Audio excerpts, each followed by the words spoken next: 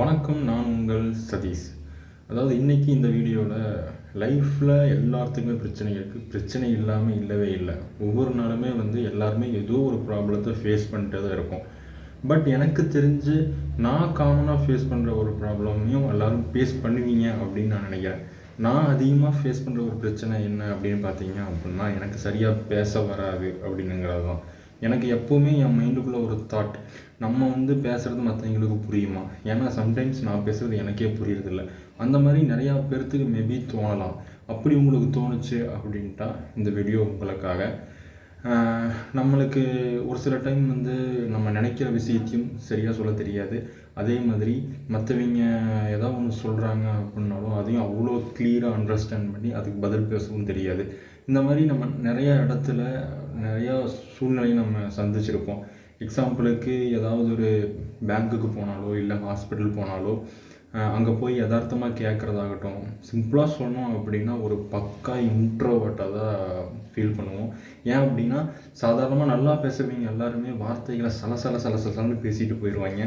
ஆனால் நம்மளுக்கு சரியாக பேச வராதவங்க நம்ம வீட்டில் நம்ம அப்பா அம்மா கிட்ட மட்டும் வாயடிக்கிறதோட சரி, வெளியே போயிட்டோம் அப்படின்ட்டா நம்மளோட அந்த பேச்சு திறமையெல்லாம் எங்கே போச்சு அப்படிங்கிறதே தெரியாது. உன் பேர் என்னப்பா அப்படின்னு கேட்டாங்க கூட அந்த பதில் சொல்கிறவங்க கூட வேர்த்து கொட்டி பயந்து நடுங்கி தான் ஐயா சதீஷ் அப்படிங்கிற மாதிரி நம்ம சொல்லுவோம். பட் அதுலேருந்தெல்லாம் கண்டிப்பாக நம்ம வெளியே வரலாம். ஆனால் அதுலேருந்து நம்ம வெளியே வரணும் அப்படின்னா ஃபஸ்ட்டு நம்ம பண்ண வேண்டிய விஷயம், நம்ம இப்படித்தான் அப்படிங்கிறத நம்ம அக்செப்ட் பண்ணிக்கணும். நான் இப்படி எல்லாம் இல்லை, எனக்கெல்லாம் பயம் இல்லை, நான் பயங்கரமாக பேசுவேன் அப்படின்னு ஓவர் கான்ஃபிடென்ட்டோடு நம்ம இருக்கலாம். ஆனால் நம்ம எல்லா நேரத்துலையும் அதே கான்ஃபிடென்ட்டோடு இருக்க முடியாது.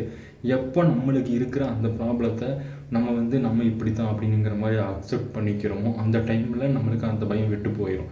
அப்போ நீங்கள் வெளியே போய் சாதாரணமாக பேசும்போது நம்மளுக்கு இவ்வளோ தான் பேச வருது. எப்போவுமே நம்மளை மற்றவங்க கூட கம்பேர் பண்ணவே பண்ணாதீங்க. ஒருத்தன் சூப்பராக பேசுகிறான் அப்படின்ட்டா அவன் எல்லாமே தெரிஞ்சவனும் கிடையாது. ஒருத்தன் சரியாக பேச வரல, அவனுக்கு சரியாக பேச முடியல அப்படின்னுங்கிறதுனால அவன் ஒன்றுமே தெரியாதவனும் கிடையாது. ஒரு மூவியில் வர டைலாக் மாதிரி தான், நல்லா பேசுகிறவனெல்லாம் நல்லவனா சார், அந்த மாதிரி தான். நீங்கள் எதுக்கும் கவலைப்படாதீங்க. அவங்களுக்குன்னு ஒரு டேலண்ட் இருக்கும். அந்த வகையில் உங்களோட டேலண்ட் ஏதோ ஒரு வகையில் வெளிவரும். பேச்சாற்றல் மட்டுமே ஒருத்தனோட திறமை கிடையவே கிடையாது. அதனால் நம்ம மெதுமெதுவாக படிப்படியாக கற்றுக்கலாம். நம்மளுக்கு எந்த அளவுக்கு பேச முடியுமோ அந்த அளவுக்கு பேசினா போதும். நம்ம வளன்னு மற்றவங்கள மாதிரி நம்ம பேசணும் அப்படிங்கிற எந்த ஒரு அவசியம் நம்மளுக்கு கிடையவே கிடையாது. மெயினாக சொல்லணும் அப்படின்ட்டா நம்ம சைலண்ட்டாக இருக்கிறது எவ்வளவோ பெட்டர். ஏன்னா அதிகமாக பேசுகிறவங்க எல்லாருமே ஒரு சில விஷயத்தில் அவங்க கஷ்டப்படுவாங்க. என்ன அப்படின்னா வார்த்தையெல்லாம் அவங்க விடும்போது பார்க்காம விட்டுருவாங்க.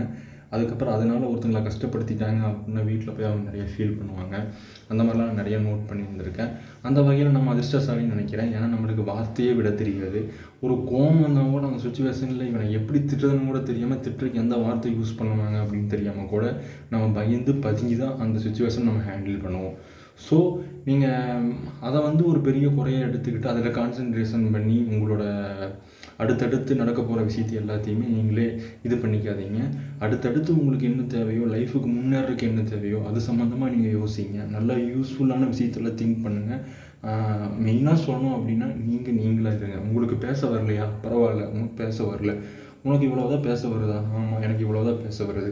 ஏன்னா நம்ம நல்லா பேசணும் அப்படிங்கிறதே நம்மளுக்கு பெரிய டிப்ரெஷனாக மாறிடும். அதை நான் ஃபீல் பண்ணி சொல்கிறேன். ஸோ உங்களுக்கு எப்படி வருதோ அந்த மாதிரி நீங்கள் இருங்க. பி யுவர் செல்ஃப், அவ்வளோதான்.